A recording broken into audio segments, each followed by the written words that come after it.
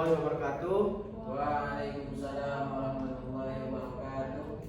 Sebelum kita memulai pelajaran kita hari ini, alangkah baiknya kita berdoa dulu yang dipimpin oleh Masnya. Masuk pimpin doa. Bismillahirrahmanirrahim. Rabbi zidni ilman warzuqni fahman. Amin. Adapun pembelajaran kita hari ini yaitu terkait sejarah yang ada di Islam, terutamanya sejarah di zaman Turki, yaitu Konstantin.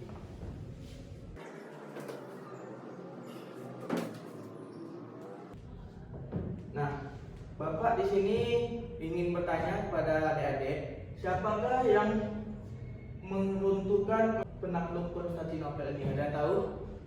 Tahu Pak? Siapa? Muhammad Al-Fatih. Ya, benar, Muhammad Al-Fatih.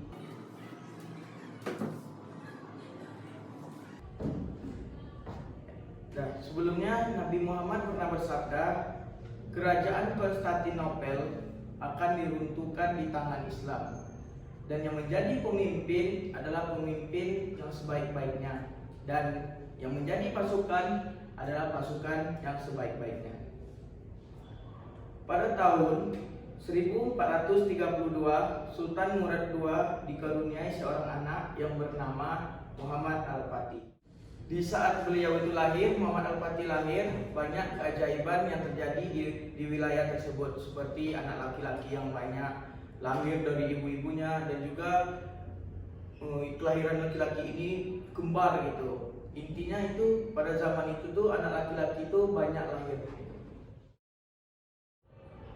Dan kita masuk ke bagaimana Muhammad Al-Fatih itu menaklukkan Konstantinopel.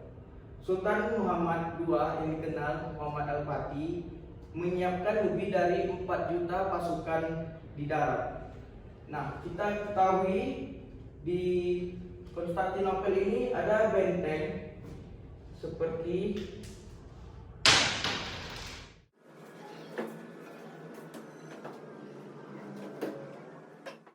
bentengnya ini bertinggi 18 meter dengan 3 lapisan. Yang pertama ini ada sungai yang lebarnya 20 meter dengan kedalaman air 10 meter.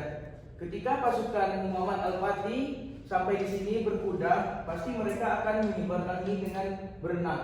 Dan di lapisan kedua mereka akan menembak dengan pasukan panahnya. Walaupun pasukan Muhammad Al-Fatih berhasil melewati ini, dan dari sini akan juga menyirami dengan air panas, dengan minyak, ataupun dilempar dan dibakar. Nah, pertanyaannya, bagaimana cara pasukan Muhammad Al-Fatih ini bisa tembus ke dalam Konstantinopel? Menggali lubang di tanah. Menggali lubang di tanah. Nah, Konstantinopel lebih pintar dari yang kita bayangkan. Di bawah ini, ketika pasukan Muhammad Al-Fatih menggali di bawah ini, rombongan dari pasukan dari Konstantinopel sudah menyiapkan sebuah wadah air ataupun ember untuk cara mendeteksi ketika ada yang menggali di bawahnya. Ketika mereka pun terdeteksi, mereka akan disirami oleh minyak yang panas. Dan Muhammad Al-Fatih dengan cerdasnya, dia punya ide untuk membuat meriam yang besar untuk bisa menghancurkan pertahanan Konstantinopel. Nah, pertanyaan saya kepada adik-adik, siapakah pembuat meriam tersebut? Saya Pak, Urban. Urban. Nah, benar.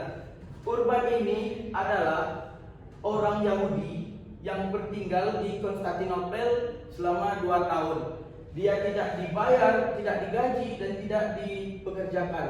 Lalu Muhammad Al-Fatih ini mencari tahu siapa yang ahli dalam membuat meriam tersebut, maka menemukan namanya Urban, dan dia merekrut dan akan membayar 2 kali lipat untuk Urban ini mengerjakan meriam tersebut. Meriam tersebut besarnya 15 meter. Lalu ditembakkan ke pertahanan Konstantinopel pun hancur, tetapi hanya bisa menembaki 5-7 kali dalam sehari. Sultan Muhammad Al-Fatih pun melakukan dengan cara yang lebih cerdik lagi. Lalu Sultan Muhammad Al-Fatih pun mempunyai ide lebih cerdik dengan membawa kapal-kapal tersebut melintasi gunung muara dan meminyaki batang-batang kayu tersebut.